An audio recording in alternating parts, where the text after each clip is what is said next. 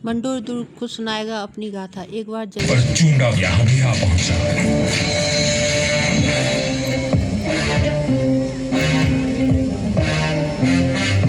चूंडा बोला, मंडोर किले का कोना कोना छान मारो।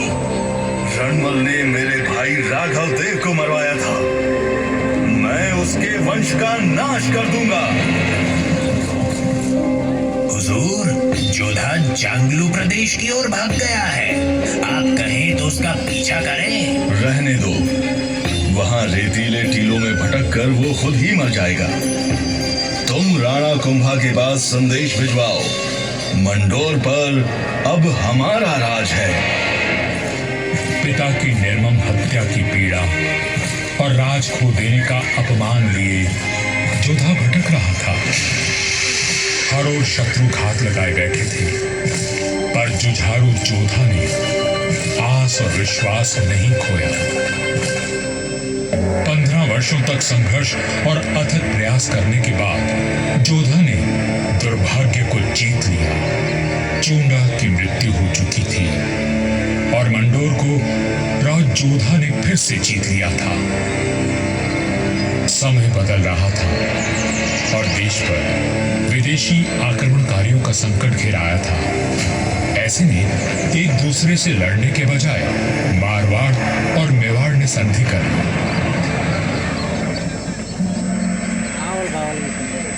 पर दूरदर्शी राव जोधा को कोई चिंता खाई जा रही थी और उस चिंता का कारण मैं यानी मंडोर का दुर्ग था। किस सोच में डूबे हैं राव जी? अपने आसपास देखो, क्या दिखता है? आकाश, जंगल, पहाड़ियां। ये पहाड़ियां ही मेरी चिंता है। कई सौ साल पहले ये काफी ऊंची थी और किले तक पहुंचना कठिन था, पर भारी वर्षा और धूल भरी आंधियों ने इनका कद घटा दिया है। राव जोधा की बात पीड़ादायक परंतु सत्य थी। मैं भी अब बूढ़ा और कमजोर हो चला था, सो मेरा त्याग करके मेहरानगढ़ का निर्माण किया गया और ये सही फैसला था। भारत में जब मुगलों का आगमन हुआ तो राठौड़ राजवंश ने उनसे सीधी टक्कर ली और हार माने बिना संघर्ष करते रहे। इस सब में मेहरानगढ़ ने प्रमुख भूमिका निभाई। जोधपुर का इतिहास प्रेरणादायक वीर गाथाओं से भरा हुआ है। त्याग और देशभक्ति के कीर्तिमान स्थापित करके इतिहास में अमर हो जाने वाले वीरों ने जोधपुर का सर सदा ऊंचा रखा है।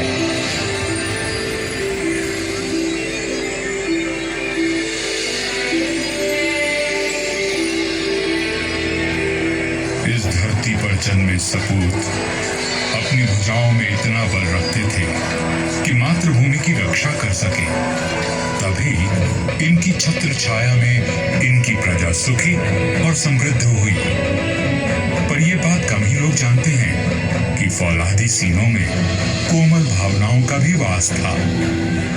राजधर्म का पालन करने वाले तलवार के धनी इन रणधीरों के मन में नवसृजन और कला के प्रति प्रेम भी बसता था, जिसका प्रमाण आज भी उपस्थित है और इस धरती का सौंदर्य बढ़ाता है। महाराजा अजीत सिंह जी को उनकी सृजनात्मक ऊर्जा और निर्माणों के लिए याद किया जाता है। उन्होंने देवी देवताओं की साल, अजीत पुल, मय पुल और एक खंबा महल बनवाया एवं भेरू बावड़ी और भेरू मंदिर का जीर्णोद्धार करवाया। उन्होंने अपने पिता महाराजा जसवंत सिंह जी के भव्य देवल का निर्माण भी करवाया, जिसके विशाल स्तंभों एवं गर्भगृह का अलंकरण दर्शनीय है। सभा मंडल का दृश्य पौराणिक आख्यानों का स्पष्ट दर्शन देता है। प्रस्तरों पर उत्कीर्ण भाव भंगिमाएं शिल्पकला का श्रेष्ठ उदाहरण है। महाराजा जसवंत सिंह जी द्वितीय ने मंडोर को दर्शनीय बनाने पर विशेष ध्यान दिया। उन्होंने मंडोर बाग में 100 से अधिक प्रजाति के वृक्ष लगवाए, जो उद्यान की अहमियत को और अधिक सुंदरता प्रदान करते हैं।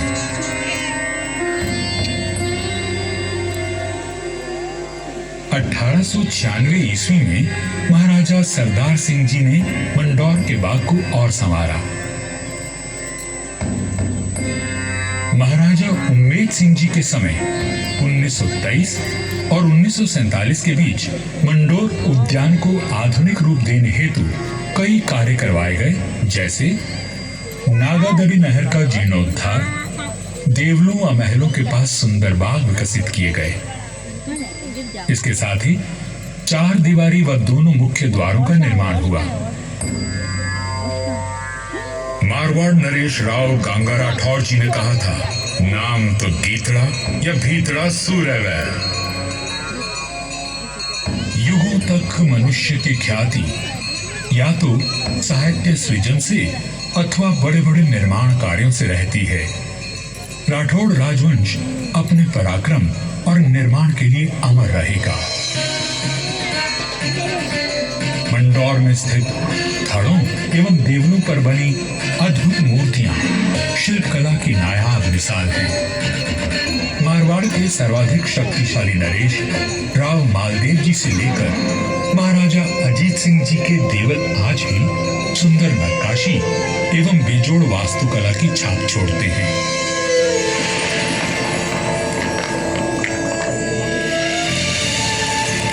महाराजा अजीत सिंह जी के देवल का निर्माण इनके पुत्र महाराजा अभय सिंह जी ने संवत 1793 में शुरू करवाया, लेकिन इसे पूरा उनके प्रपौत्र महाराजा भीम सिंह जी ने संवत 1856 में किया।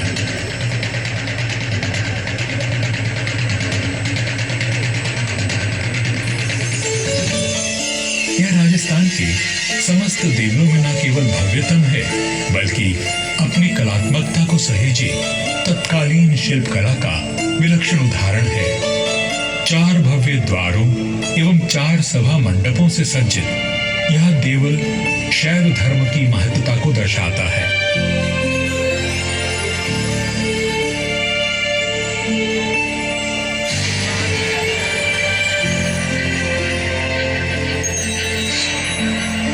आजादी के पश्चात यहाँ कई विकास कार्य करवाए गए और 1968 में यहाँ के महलों में संग्रहालय की स्थापना की गई। यहाँ जन्मे वीरों और स्वामी भक्तों की मिसाल युगों तक कायम रहेगी। जब वीरपुरी और नाग पंचमी को यहाँ विशाल जनसमूह उमड़ता है, तो आज भी हमारे आत्मीय संबंध जीवंत हो उठते हैं।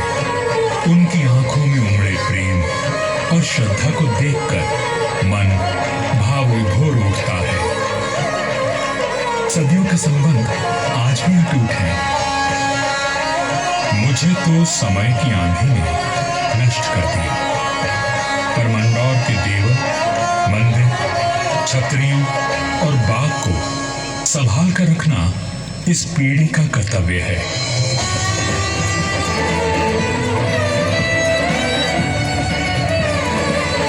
मंडौर दुर्ग है साक्षी, करता गौरव गान, कैसे कैसे वीर हुए कि कैसी उनकी शान।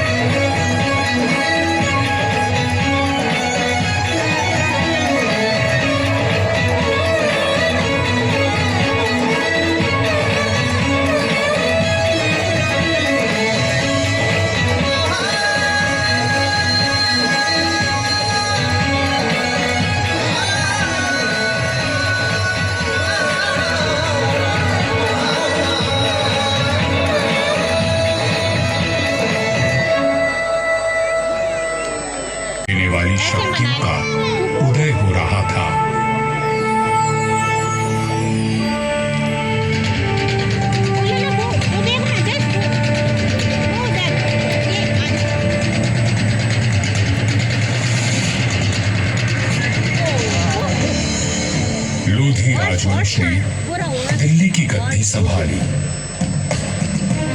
मध्य एशिया में बाबर का जन्म हुआ और राठौड़ कुल गौरव राव जोधा जी ने मेहरानगढ़ दुर्ग की नींव डालकर जोधपुर नगर की स्थापना की।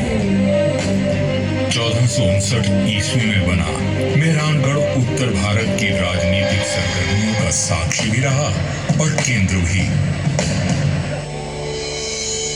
जोधपुर के आकाश में राठौर राजवंश का तेजवान सूर्य दमका, जिसका उदय मंडोर में हुआ था।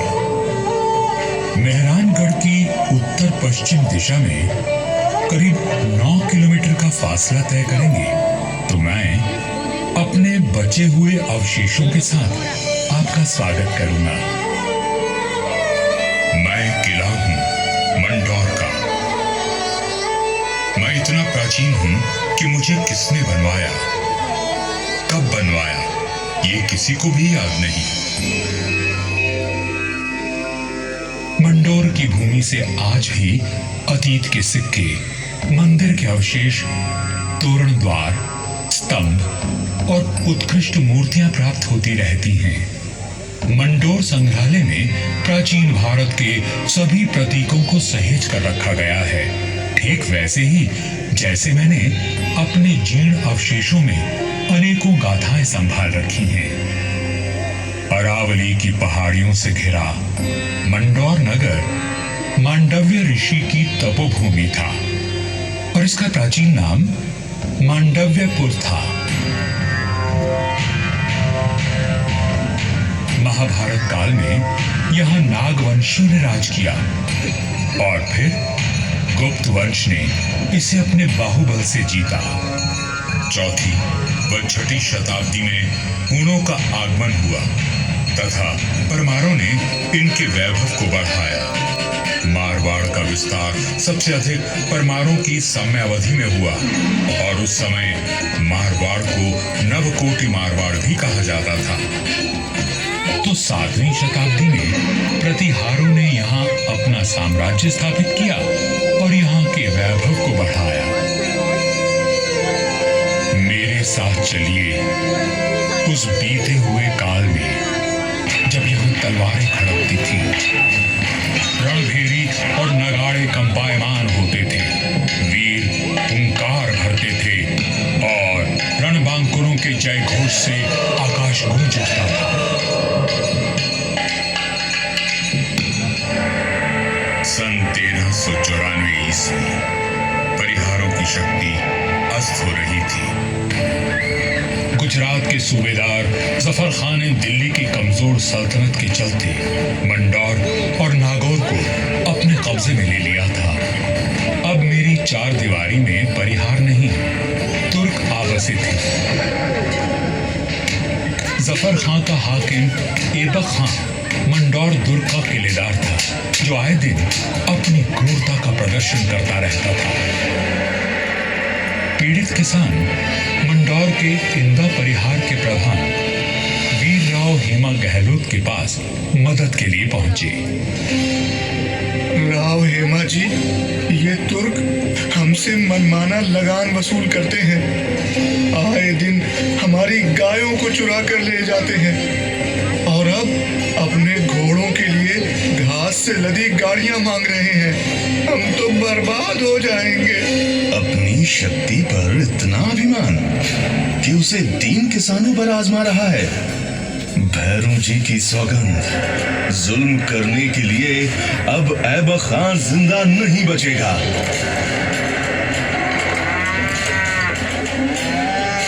शक्तिशाली शत्रु से लड़ने के लिए बल और बुद्धि से वार करने की योजना बनाई गई। घास की कई 100 गाड़ियां तैयार की गईं और हर गाड़ी में हथियार लिए योद्धा छुप कर बैठ गए। गाड़ियां जैसे ही किले के भीतर पहुंची, क्षत्रियों ने नारा लगाया,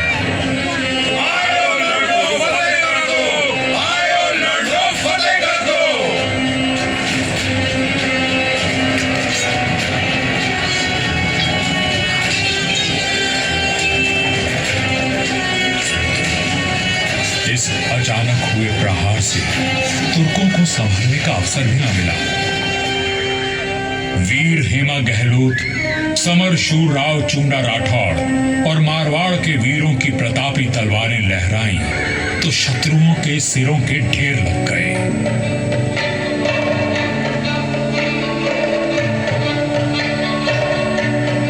इसी जीत की याद में आज भी मंडौर में राव महोत्सव मनाया जाता है।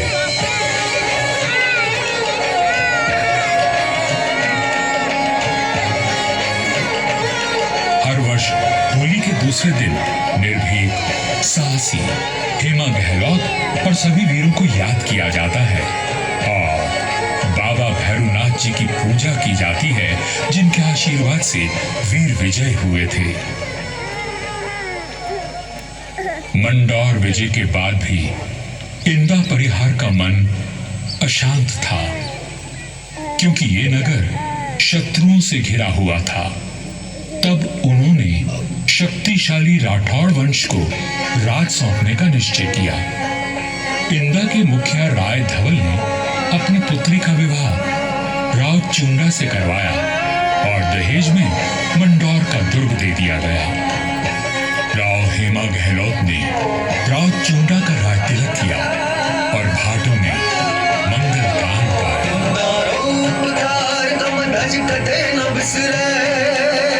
चुंडो चवरी चाड़ दी मांडो वरदाए जे इंदारो उपकार कम दज कटे न बिसरे। अपने कौशल और सामरिक सूझबूझ का परिचय देते हुए राव चुंडा ने अपने साम्राज्य को बढ़ाया और मंडौर को मारवाड़ की राजधानी बनाया।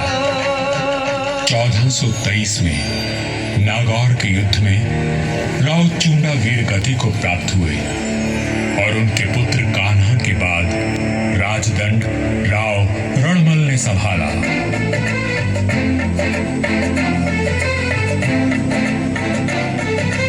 मारवाड़ और मेवाड़ में घनिष्ठ संबंध थे, परंतु मेवाड़ नरेश राणा कुंभा के कान भरने लगे।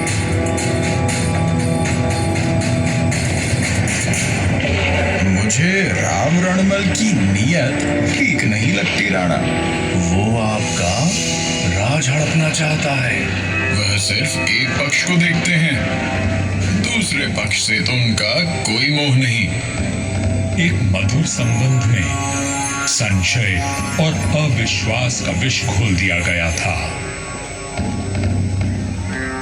1438 ईस्वी में राव रणमल अपने पुत्र जोधा के साथ चित्तौड़ के दुर्ग में था। रणमल को किसी षड्यंत्र का आभास हुआ और उसने बेटे जोधा को किले से बाहर भेज दिया।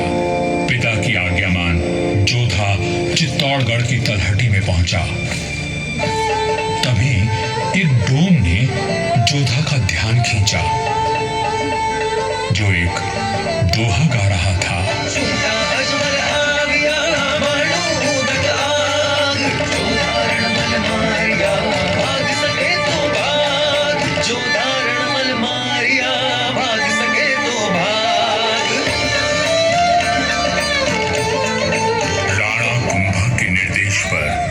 चुंडा ने राव रणमल की हत्या कर दी थी।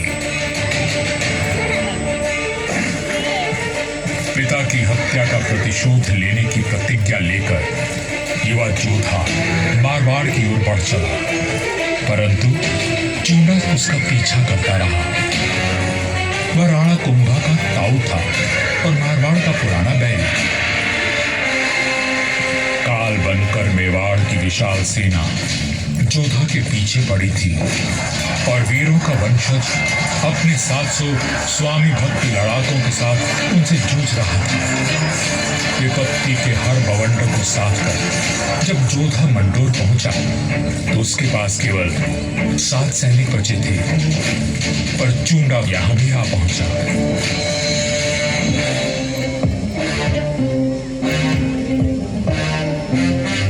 चुंडा बोला, मंडोर किले का कोना कोना छान मारो।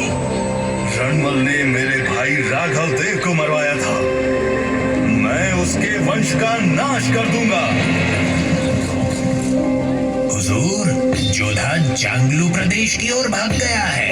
आप कहें तो उसका पीछा करें। रहने दो, वहां रेतीले टीलों में भटक कर वो खुद ही मर जाएगा। तुम राणा कुंभा के पास संदेश भिजवाओ, मंडोर पर अब हमारा राज है। पिता की निर्मम हत्या की पीड़ा और राज खो देने का अपमान लिए जोधा भटक रहा था। हर ओर शत्रु घात लगाए बैठे थे, पर जुझारू जोधा ने आस और विश्वास नहीं खोया। 15 वर्षों तक संघर्ष और अथक प्रयास करने के बाद जोधा ने दुर्भाग्य को जीत लिया। चूंडा की मृत्यु हो चुकी थी और मंडोर को राज जोधा ने फिर से जीत लिया था। समय बदल रहा था और देश पर विदेशी आक्रमणकारियों का संकट घिर आया था। ऐसे में एक दूसरे से लड़ने के बजाय मारवाड़ और मेवाड़ ने संधि कर ली।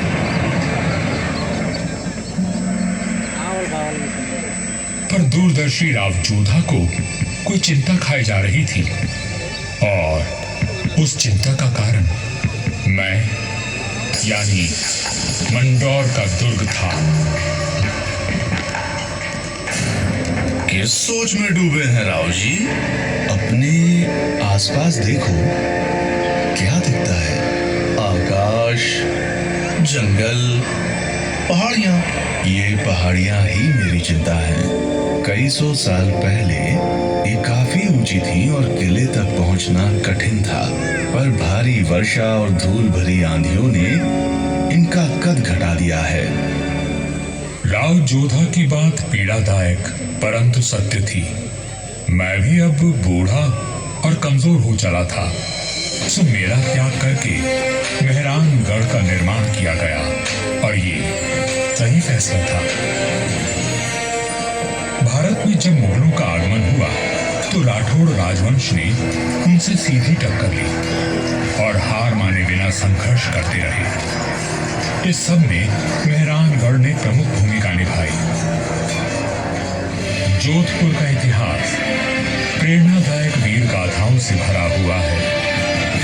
त्याग और देशभक्ति के कीर्तिमान स्थापित करके इतिहास में अमर हो जाने वाले वीरों ने जोधपुर का सर सदा ऊंचा रखा है।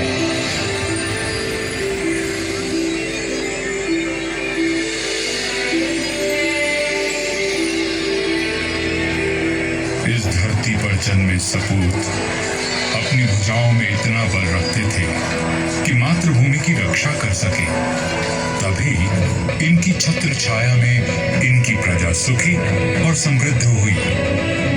पर यह बात कम ही लोग जानते हैं कि फौलादी सीनों में कोमल भावनाओं का भी वास था। राजधर्म का पालन करने वाले तलवार के धनी इन रणधीरों के मन में नवसृजन और कला के प्रति प्रेम भी बसता था, जिसका प्रमाण आज भी उपस्थित है और इस धरती का सौंदर्य बढ़ाता है। महाराजा अजीत सिंह जी को उनकी सृजनात्मक ऊर्जा और निर्माणों के लिए याद किया जाता है।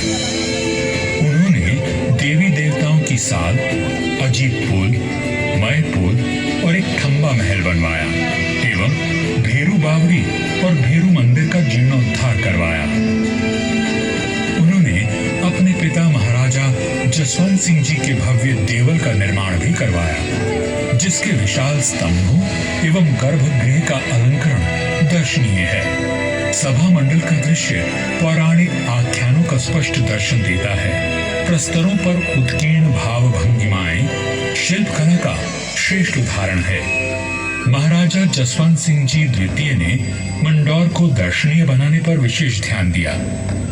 उन्होंने मंडोर बाग में 100 से अधिक प्रजाति के वृक्ष लगवाए, जो उद्यान की अहमियत को और अधिक सुंदरता प्रदान करते हैं।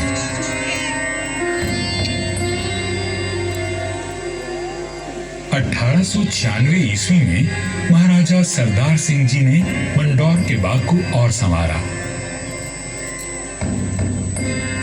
महाराजा उम्मेद अजीत सिंह जी के समय 1923 और 1947 के बीच मंडोर उद्यान को आधुनिक रूप देने हेतु कई कार्य करवाए गए, जैसे नागादरी नहर का जीर्णोद्धार, देवलों व महलों के पास सुंदर बाग विकसित किए गए। इसके साथ ही 4 दीवारी व दोनों मुख्य द्वारों का निर्माण हुआ। मारवाड़ नरेश राव गांगा राठौर जी ने कहा था, नाम तो गीतड़ा या भीतड़ा सूर्यवैल। युगों तक मनुष्य की ख्याति या तो साहित्य सृजन से अथवा बड़े बड़े निर्माण कार्यों से रहती है। राठौड़ राजवंश अपने पराक्रम और निर्माण के लिए अमर रहेगा। मंदौर में स्थित थड़ों एवं देवलों पर बनी अद्भुत मूर्तियां शिल्पकला की नायाब मिसाल हैं। मारवाड़ के सर्वाधिक शक्तिशाली नरेश राव मालदेव जी से लेकर महाराजा अजीत सिंह जी के देवल आज भी सुंदर नक्काशी एवं बेजोड़ वास्तुकला की छाप छोड़ते हैं।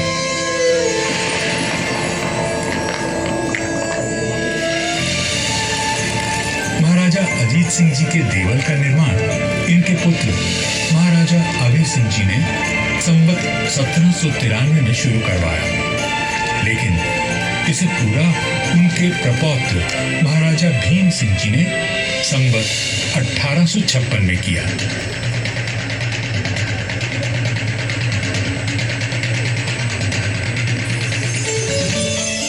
यह राजस्थान के समस्त देवलों में न केवल भव्यतम है, बल्कि अपनी कलात्मकता को सहेजे तत्कालीन शिल्पकला का विलक्षण उदाहरण है। 4 भव्य द्वारों एवं 4 सभा मंडपों से सज्जित यह देवल शैव धर्म की महत्ता को दर्शाता है।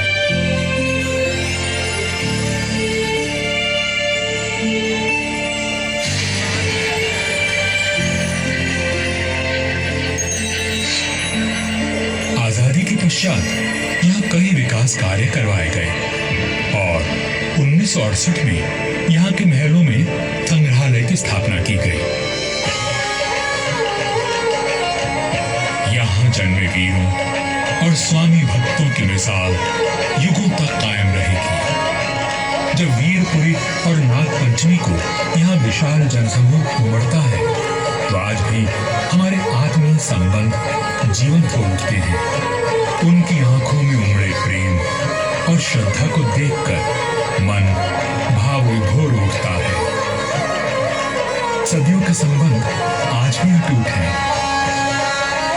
मुझे तो समय की आंधी ने नष्ट कर दिया, पर मंदौर के देवल, मंदिर, छतरियों और बाग को संभाल कर रखना इस पीढ़ी का कर्तव्य है।